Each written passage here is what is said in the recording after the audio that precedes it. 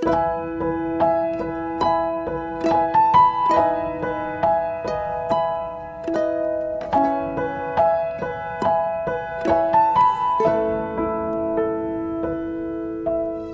bersama-sama kita akan berdoa untuk kebenaran firman Tuhan yang sebentar akan dibagikan. Mari kita tundukkan kepala dan berdoa. Bapa kami yang ada di dalam surga, kami mengucap syukur Tuhan. Dan kami mau belajar untuk selalu mengucap syukur. Karena Engkau Allah yang setia. Karena Engkau Allah yang telah menyatakan kasih-Mu di dalam kehidupan kami. Karena Engkau Allah yang telah menyelamatkan kami. Karena Engkau Allah yang selalu ada buat kami. Kami mengucap syukur Tuhan. Dan saat ini kami mau masuk kepada kebenaran firman. Tuhan, kami memerlukan firman-Mu. Karena firman-Mu itu pelita bagi kaki kami. Dan terang bagi jalan kami. Urapi kami semua Tuhan. Kami memohon Tuhan saja yang akan berkata-kata atas kami. Dan menolong kami semua. Agar supaya kami bukan saja menjadi pendengar-pendengar firman dan selesai, tetapi mampukan kami sampai kami menjadi pelaku-pelaku dari setiap firman yang kami mendengar. Kami serahkan semuanya ke dalam tangan dan kuat kuasa-Mu. Di dalam nama Tuhan Yesus Kristus kami berdoa dan kami mengucap syukur. Amin. Amin. Shalom semuanya. Shalom. Nama Tuhan.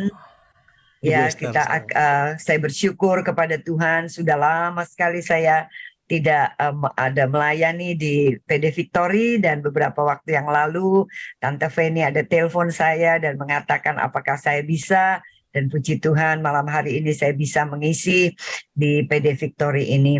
Saudara yang terkasih, saya mau menyatakan bahwa kita semua senang ikut Tuhan, betul ya? Kita semua suka ikut Tuhan. Bahkan kita mau belajar untuk selalu bersyukur mengikut Tuhan. Tetapi berapa banyak di antara kita yang menjadi kecewa kepada Tuhan pada waktu Tuhan tidak memberikan apa yang kita inginkan. Berapa banyak di antara kita menjadi kecewa pada waktu Tuhan tidak memberikan apa yang kita perlukan. Berapa banyak di antara kita yang menjadi kecewa kepada Tuhan pada waktu Tuhan seakan-akan tidak segera menolong kita pada waktu kita membutuhkan. Berapa banyak di antara kita menjadi kecewa kepada Tuhan karena Tuhan mengajarkan kepada kita jalan-jalan yang berbeda dengan jalan-jalan yang dunia ajarkan. Boleh dikatakan seperti pepatah mengatakan, habis manis sepah dibuang. Ada uang abang sayang, tidak ada uang abang melayang. Ada berkat kita, sukacita, kita bersyukur kepada Tuhan, tapi pada waktu kita merasa Tuhan tidak memberkati kita, banyak di antara anak-anak Tuhan yang mulai meninggalkan Tuhan, yang mulai menjadi kecewa kepada Tuhan. Bagaimana dengan kita semua? Mari bersama-sama saat ini kita mau masuk kepada satu tokoh yang ada di dalam Alkitab, yang boleh dikatakan dia hidup hanya untuk melayani Tuhan. Dia hidup sungguh-sungguh kepada Tuhan. Tetapi sampai pada akhir hidupnya, seakan-akan dia tidak menerima apapun daripada Tuhan. Dia tidak menerima janji Tuhan. Dia tidak menerima kelimpahan. Dia tidak menerima pertolongan yang daripada Tuhan. Dia tidak menerima sedikit pun dari apa yang dia butuhkan. Saudara tahu siapa dia? Dia adalah Yohanes Pembaptis. Kalau kita tahu, kalau sama-sama kita membaca di dalam Lukas, pasalnya yang pertama, ayat yang ke-15, dikatakan demikian, Lukas 1 ayat 15, sebab ia akan besar di hadapan Tuhan, dan ia tidak akan minum anggur atau minuman keras, dan dia akan penuh dengan Roh Kudus mulai dari rahim ibunya. Yohanes Pembaptis ini adalah orang besar. Yohanes Pembaptis orang hebat. Karena Alkitab sendiri yang mengatakan dia itu akan besar di hadapan Tuhan. Dan dia adalah orang yang penuh dengan Roh Kudus. Dia orang yang sudah dinubuatkan sejak mulai dari zaman Perjanjian Lama. Dia orang yang luar biasa. Kita seringkali berpikir bahwa orang yang seperti ini, orang yang dipenuhi dengan Roh Kudus, orang yang diurapi oleh Tuhan, orang yang boleh dikatakan pekerjaannya itu bahkan mendahului dari apa yang mau dilakukan oleh Yesus. Dia adalah orang yang mestinya mendapatkan segala hal, kenikmatan, segala hal-hal yang baik yang Tuhan bisa berikan kepada dia. Tapi kita tahu apa yang terjadi kepada Yohanes Pembaptis. Yohanes Pembaptis, kita tahu dia harus masuk ke dalam penjara. Dan pada waktu dia masuk di dalam penjara, apa yang dia pikirkan? Kepala penjara mungkin melihat, pengen tahu orang yang baru datang nih ya, yaitu Yohanes Pembaptis. Kira-kira dia akan masuk di dalam kubu yang mana? Berapa banyak orang pada waktu mengalami persoalan? Mereka menjadi orang-orang yang mulai menyalahkan orang-orang yang ada di sekelilingnya. Mereka mulai menyalahkan keadaan. Mereka mulai menyalahkan situasi. Mereka mulai menyalahkan si A, si B, si C, si D, dan sebagainya. Mereka mulai mengatakan, aku masuk ini sebetulnya bukan karena aku salah. Ini semua karena si A.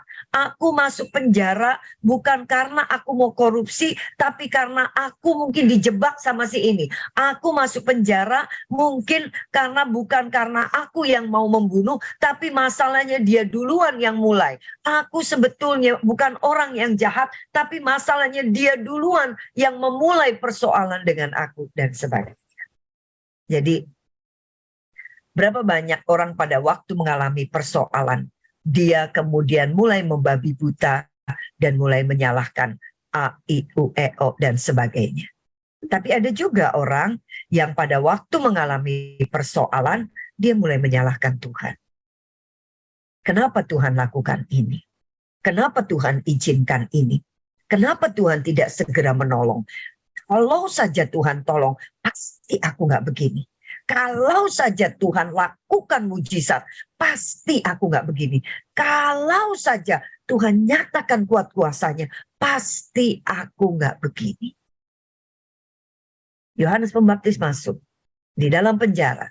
Dan pada waktu dia masuk di dalam penjara, dia tidak memberikan komentar apapun. Apakah dia menyalahkan manusia?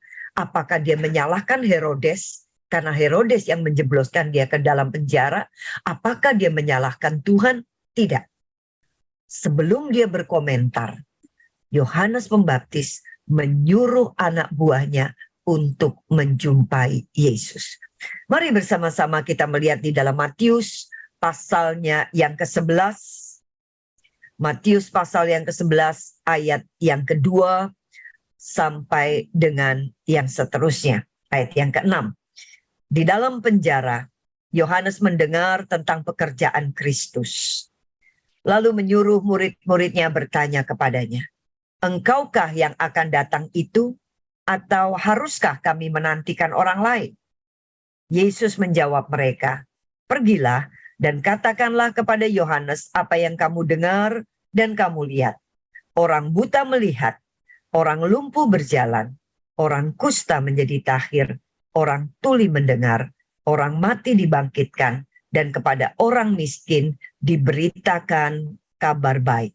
Dan berbahagialah orang yang tidak menjadi kecewa dan menolak aku.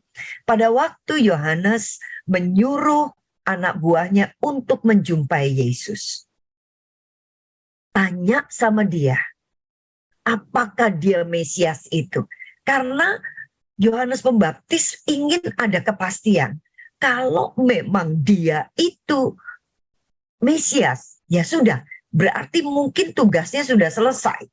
Ya, itu sebabnya coba ditanyain, karena Yohanes Pembaptis belum yakin.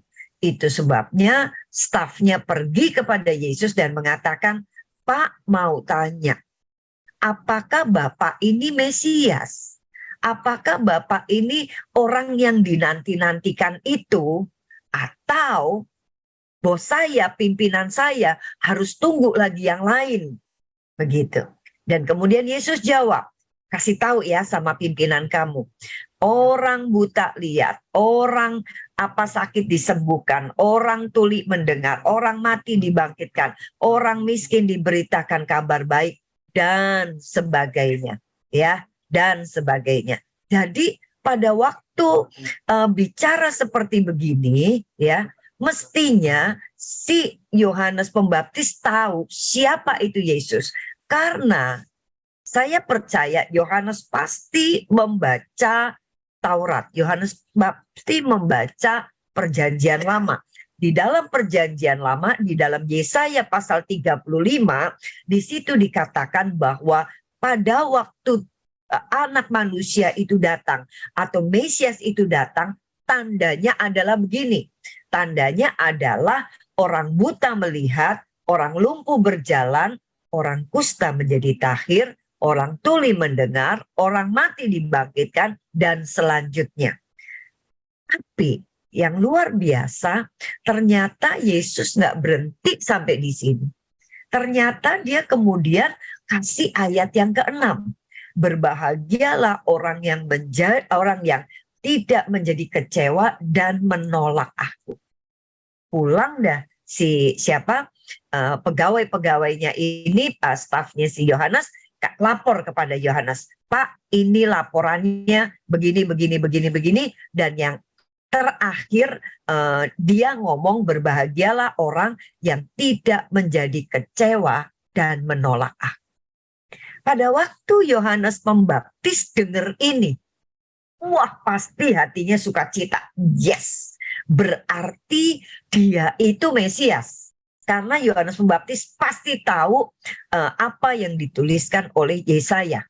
Yesaya pasal 35. Itu sebabnya dia pasti bersyukur. Haleluya, puji Tuhan. Mungkin di sini ada satu ada satu harapan, ya. Kalau Yesus itu Mesias, dikatakan dia banyak buat mujizat. Orang buta lo lihat, orang tuli mendengar, orang bisu bisa ngomong, orang kusta jadi tahir, orang lumpuh bisa berjalan. Nah, kalau saya masuk penjara dan dia itu Mesias, haleluya, pasti saya yakin, aku yakin, pasti dia bisa lakukan sesuatu. Masa sih saya ini hambanya? Masa sih saya ini orang yang boleh dikatakan bantu pekerjaan pelayanannya? Masa sih saya ini orang yang diurapi oleh Tuhan? Saya ini orang yang penuh dengan roh. Saya ini yang dikatakan besar di hadapan Tuhan. Masa saya ini nggak ngalamin pertolongan dari Tuhan? Orang lain aja yang nggak kenal, nggak apa aja, mereka bisa dapat mujizat. Bahkan yang mati dibangkitkan. Masa aku yang begini nggak terima apa-apa? Pasti nunggu, dan tunggu. Tapi kita tahu apa yang terjadi. Yesus tahu bahwa nggak lama Yohanes Pembaptis itu mati. Dengan catatan kematiannya nggak enak. Yaitu apa? Kepalanya dipotong. Pada waktu kepala penjara datang dan kemudian ngomong sama Yohanes, Pak, permisi ya Pak, kalau Bapak mau, saya kasih deh waktu 5 menit. Bapak kira-kira mau apa, kata-kata terakhir, atau mau pesen-pesen apa sama keluarga di rumah, boleh silahkan. Karena sebentar lagi saya harus potong kepalanya Bapak. Bayangkan, kalau ini terjadi kepada saudara, apa yang saudara kemudian pikirkan? Apa yang kemudian mulai berputar-putar di dalam kepala kita? dia Mesias. Dia berkuasa. Katanya dia bisa buat mujizat. Oh, yang seperti ini didiemin aja. Aku kok nggak terima apa-apa. Tapi kemudian Yohanes Pembaptis ingat. Ingat apa? Ingat ayat, bukan ayat. Ingat apa yang dikatakan oleh dia kepada stafnya itu. Berbahagialah orang yang tidak menjadi kecewa dan menolak aku. Berbahagialah orang yang tidak menjadi kecewa dan menolak aku. Bisa jadi waktu itu Yohanes Pembaptis mau kecewa. Tuhan, kenapa Tuhan gak tolong? Tuhan, kenapa Tuhan gak lakukan sesuatu? Saya mau dibunuh loh Tuhan. Saya mau mati loh Tuhan. Tuhan, kenapa Tuhan kok gak segera menolong aku? Waktuku cuma 5 menit. Ayo Tuhan, buat sesuatu. Ayo Tuhan, lakukan sesuatu. Ayo Tuhan, ulurkan tanganmu. Ayo Tuhan, buat mujizat. Tapi Tuhan gak lakukan sesuatu. Yohanes Pembaptis cuma ingat. Berbahagialah mereka yang tidak menjadi kecewa dan menolak aku. Pada waktu Yohanes Pembaptis tidak menerima pertolongan dari Tuhan. Pada waktu Tuhan atau Yesus atau Mesias itu tidak segera menolong dia. Apakah Yohanes Pembaptis mau menjadi bagian dari orang-orang yang menyalahkan banyak orang? Menyalahkan Herodes, menyalahkan Salome mungkin. Menyalahkan siapa? Atau dia mau menyalahkan Tuhan? Mulut mau nih ngomong. Ku mau selalu bersyukur. Selalu bersyukur. Mau ngomong begitu. Tapi gimana? Bisa gak kita mau mengucap syukur? Pada waktu Tuhan tidak segera menolong kita. Bisa nggak kita tetap mengatakan, ku mau selalu bersyukur, selalu bersyukur. Bisa nggak pada waktu Tuhan tidak segera menolong kita? Pada waktu Tuhan izinkan semua itu terjadi. Bahkan kita melihat sampai pada akhirnya Yohanes Pembaptis mati dipotong kepalanya. Berapa banyak di antara kita yang menuntut Tuhan untuk melakukan sesuatu atas apa yang sudah kita melakukan. Tuhan, bukankah aku sudah setia kepadamu? Tuhan, bukankah aku sudah melayani Engkau? Tuhan, bukankah aku sudah memberikan banyak sekali uang untuk pekerjaan pelayanan Tuhan, untuk aku topang, aku yang bangun gereja ini, aku yang ini, aku Tuhan yang selalu jadi WL, aku Tuhan selalu jadi singer, aku Tuhan sudah melayani di mana-mana, aku Tuhan sudah berbuat baik, aku Tuhan sudah berdoa, aku Tuhan sudah, aku sudah begini, dan sekarang Tuhan, aku minta Tuhan lakukan sesuatu, dan kita menuntut Tuhan melakukan sesuatu seperti yang kita mau. Dan bukan cuma itu. Sekarang kita yang nentuin expired date-nya, kita yang nentuin tanggalnya, kita yang nentuin jamnya, kita yang nentuin menitnya, kita yang nentuin harus sekarang. Berapa banyak di antara kita yang sering menuntut Tuhan untuk melakukan sesuatu karena kita sudah begini, dan begini. Dan apa yang kita minta itu sesuatu yang bersifat dunia. Berapa banyak? Dan berapa banyak pada akhirnya pada waktu Tuhan tidak memberikan apa yang kita perlukan, apa yang kita minta, apa yang kita butuhkan, kita menjadi orang yang habis manis, sepah dibuang. Bisakah kita menjadi orang yang berbahagia Lah mereka yang tidak menjadi kecewa dan menolak aku. Kalau kita lihat, apakah orang-orang yang setia kepada Tuhan, dia tidak mendapatkan apa-apa? Coba kita lihat di dalam 1 Korintus pasalnya yang ke-15, ayat yang ke-58. 1 Korintus pasal 15, ayat yang ke-58. Karena itu saudara-saudaraku yang kekasih, berdirilah teguh, jangan goyah, dan giatlah selalu dalam pekerjaan Tuhan. Sebab kamu tahu bahwa dalam persekutuan dengan Tuhan, jerih payahmu tidak sia-sia. Amin. Kita pegang nih firman ini. Tuhan loh yang bilang. Tuhan sendiri loh yang tulis di dalam firman-Nya bahwa dalam pekerjaan Tuhan, persekutuan kita dengan Tuhan, itu tidak akan pernah menjadi sia-sia. Jerih lelah kita nggak akan pernah menjadi sia-sia. Tapi kok Yohanes Pembaptis nggak dapat apa-apa? Coba mari kita berpikir.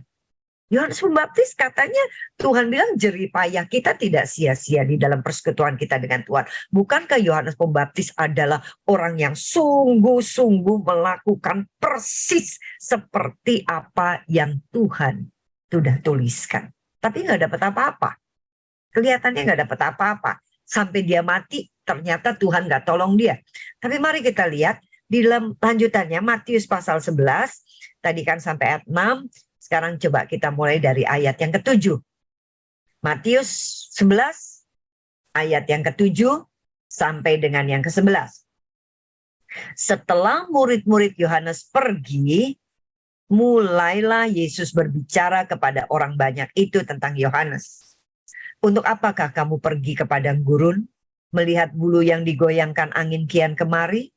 Atau untuk apakah kamu pergi, melihat orang yang berpakaian halus? Orang yang berpakaian halus itu tempatnya di istana raja. Jadi untuk apakah kamu pergi? Melihat nabi? Benar. Dan aku berkata kepadamu, bahkan lebih daripada nabi. Karena tentang dia ada tertulis. Lihatlah, aku menyuruh utusanku mendahului engkau. Ia akan mempersiapkan jalanmu di hadapanmu.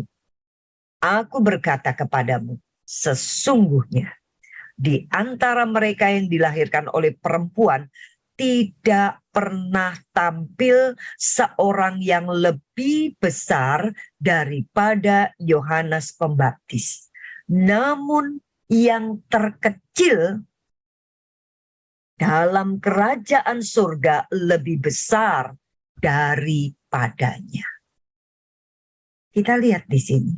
Ternyata pada waktu stafnya Yohanes Pembaptis itu pergi, Yesus memang tunggu sampai dia pergi. Begitu dia pergi, Yesus baru ngomong, kalian itu kesini mau ngapain?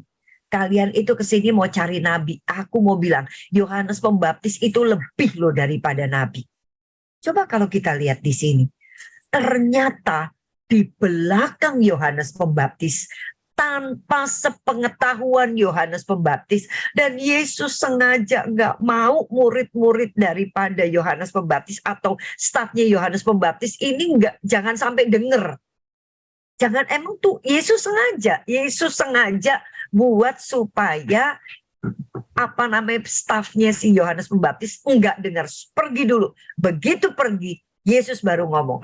Oke, sekarang saya ngomong mengenai Yohanes Pembaptis. Dia itu lebih daripada nabi. Dia lebih daripada nabi. Luar biasa.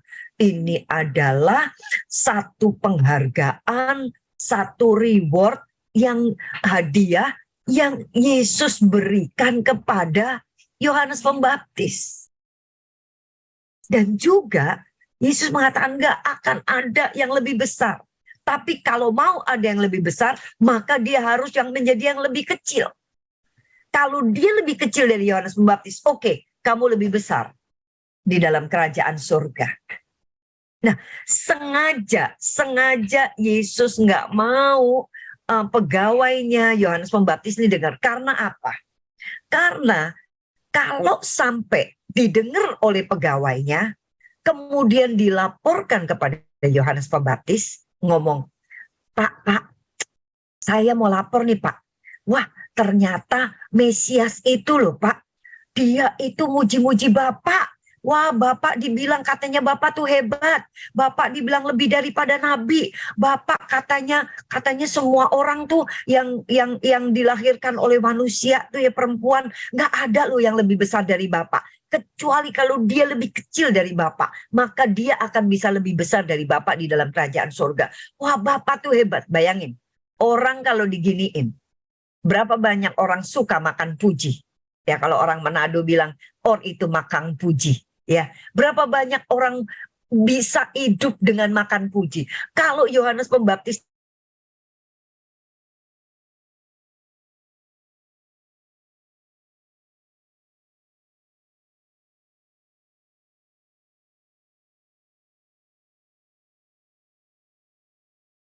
tenang, ternyata aku itu dihargai, ternyata aku itu dipuji, ternyata aku itu dibilang katanya aku paling besar, ternyata wah dia melambung luar biasa dan dia bahagia, bahkan dia dibunuh sekalipun dia dalam keadaan happy, tapi dia dengar itu.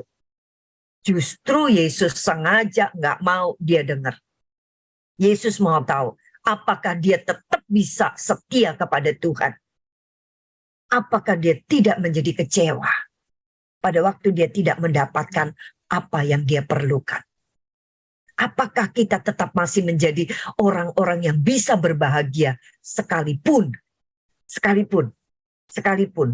kita tidak menerima apa yang Tuhan bisa berikan kepada kita. Padahal hal ini menjadi sulit karena apa? Umumnya, berapa banyak orang-orang saat ini mau dilihat besar, mau dilihat hebat, mau dilihat yang wow, yang ini. Ya kita tahu dah, orang dunia aja sekarang flexing. Kita tahu ya istilah flexing. Sebetulnya sih nggak mampulah begitu, tetapi supaya dilihat orang keren, supaya dilihat orang begini, supaya dilihat orang begono, akhirnya apa, dia mulai pakai pakaian yang macam-macam dengan segala atribut yang branded dan sebagainya, hanya untuk menunjukkan kepada orang kalau dia adalah orang yang punya status yang tinggi.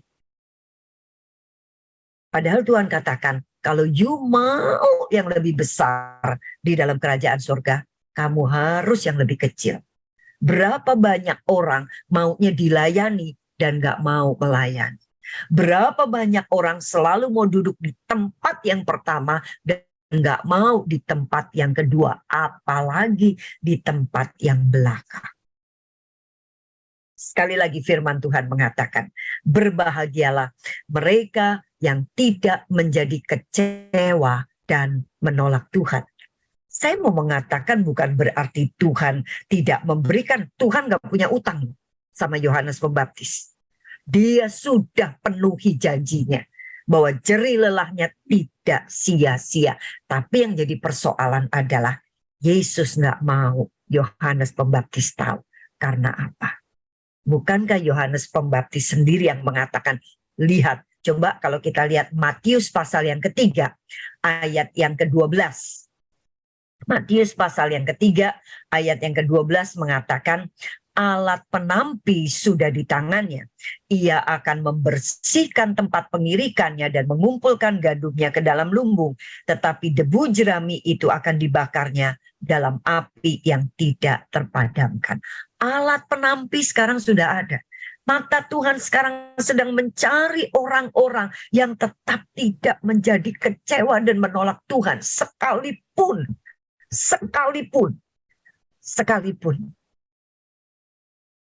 dia tidak menerima apa yang dia inginkan. Tuhan sedang mencari orang-orang yang terus mengatakan, ku mau selalu bersyukur, selalu bersyukur. Tuhan lagi cari orang yang seperti itu. Sekalipun dia melihat bahwa Tuhan tidak segera menolong dia. Mata Tuhan sekarang sedang mencari orang-orang yang hatinya murni mengiring Tuhan dan bukan sedang mencari dompetnya Tuhan. Tuhan sedang mencari orang yang betul-betul sedang mencari dia dan bukan mencari berkatnya Tuhan.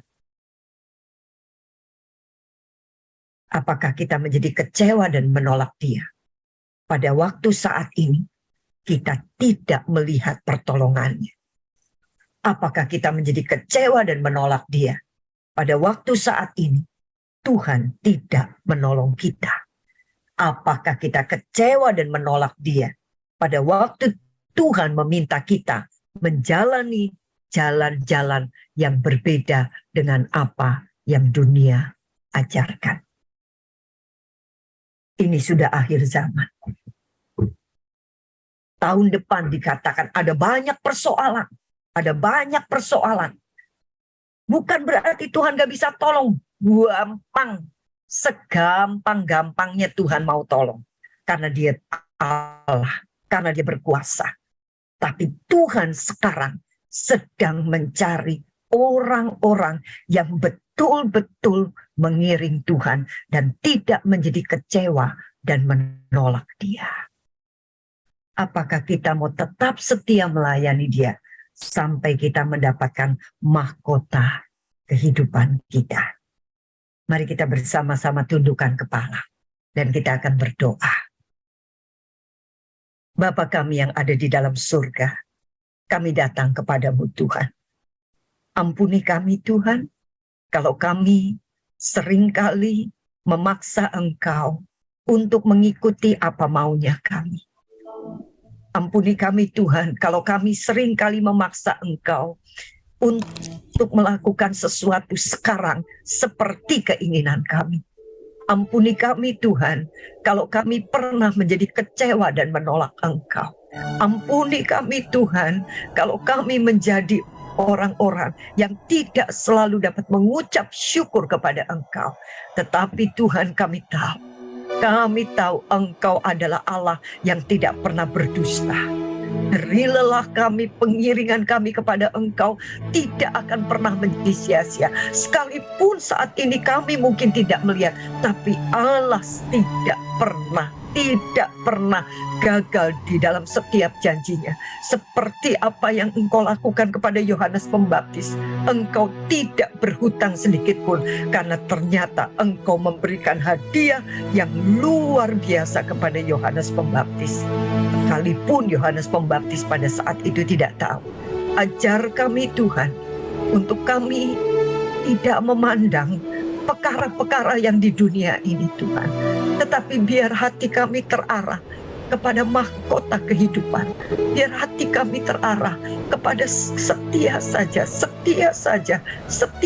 mengiring Engkau. Untuk tidak menjadi kecewa dan menolak Engkau di dalam setiap langkah kehidupan yang Tuhan izinkan terjadi di dalam kehidupan kami. Terima kasih Tuhan, terima kasih. Kami mau tetap setia mengiring Engkau sampai akhir hidup kami. Terpujilah namamu Tuhan, terpujilah namamu Tuhan. Kami percaya, kami sangat percaya. Bahkan kami lebih daripada percaya Tuhan, bahwa Engkau adalah Allah yang pasti akan memberikan yang terbaik buat kami. Karena itu adalah janjimu Tuhan. Di dalam nama Yesus kami berdoa dan kami mengucap syukur. Amin, amin, amin.